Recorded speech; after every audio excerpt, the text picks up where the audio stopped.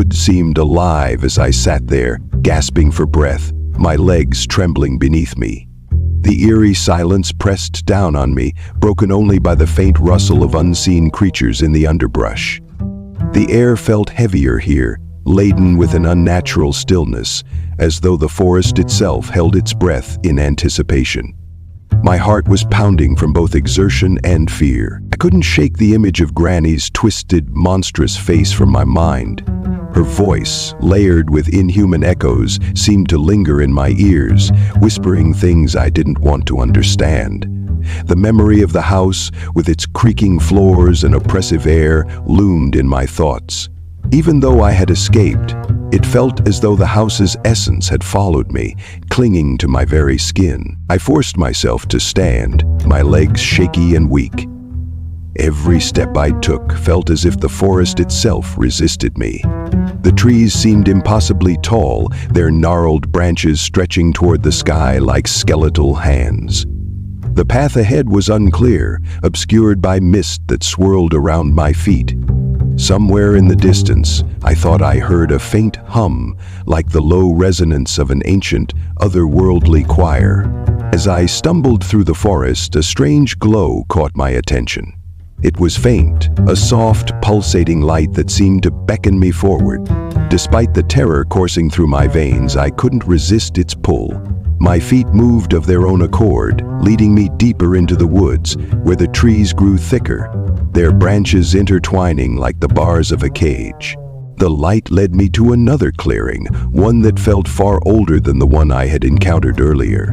In the center stood a tall stone pedestal, its surface carved with symbols that seemed to shimmer and shift when I wasn't looking directly at them. Atop the pedestal rested a mirror, its frame ornate and grotesque, adorned with carvings of serpents and twisted faces. The mirror's surface was unlike anything I had ever seen.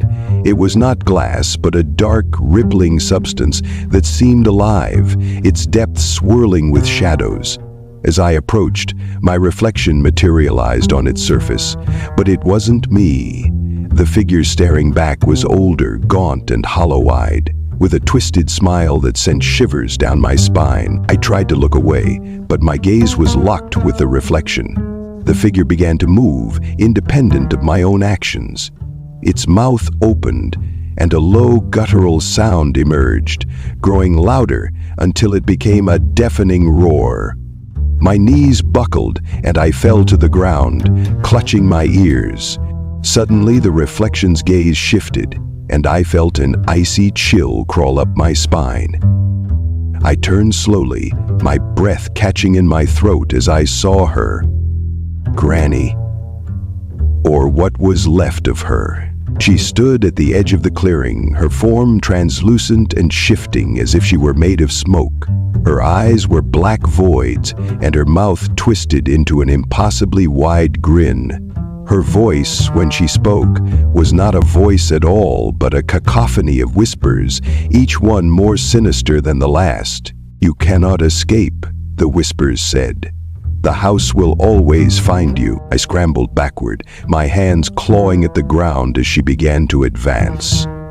The symbols on the pedestal began to glow, casting an eerie light across the clearing.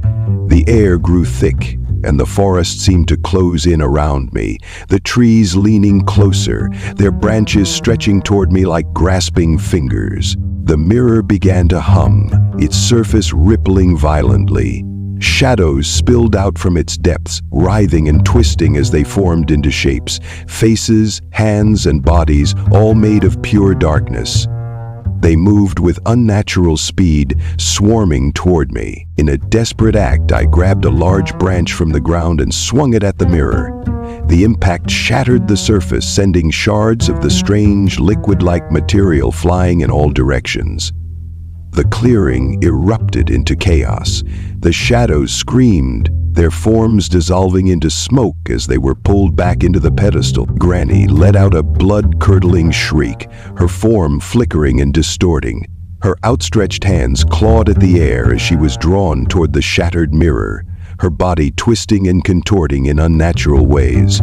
The whispers grew louder, filling my ears with incomprehensible words. before suddenly falling silent. I lay on the ground, trembling and gasping for air. The clearing was empty now, save for the broken remains of the mirror and the pedestal. The glow had vanished, and the forest was silent once more. As I stood, my legs barely supporting me, I noticed something strange. The symbols on the pedestal had disappeared, replaced by deep scorch marks as if the stone had been burned from within. The trees around the clearing seemed taller, their branches interwoven so tightly that no light could penetrate. I turned and ran, the forest blurring around me as I sprinted toward what I hoped was safety. The house was gone, and Granny was gone, but I could feel their presence lingering in the air. The whispers still echoed faintly in the back of my mind, a constant reminder that I had escaped only by chance. When I finally broke through the tree line, the first rays of sunlight were breaking over the horizon. The warmth felt foreign and almost unreal after the cold, oppressive darkness of the forest. I collapsed to my knees, tears streaming down my face as I gasped for breath. I turned back to look at the forest one last time.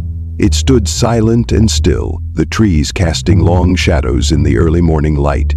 But I knew better. I knew the forest was alive, watching, waiting for its next victim. Even now, as I write this, I can feel its pull.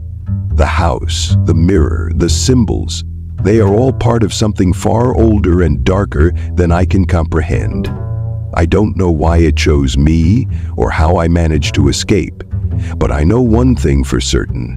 This is not the end. The house will find me again, and when it does, I may not be so lucky.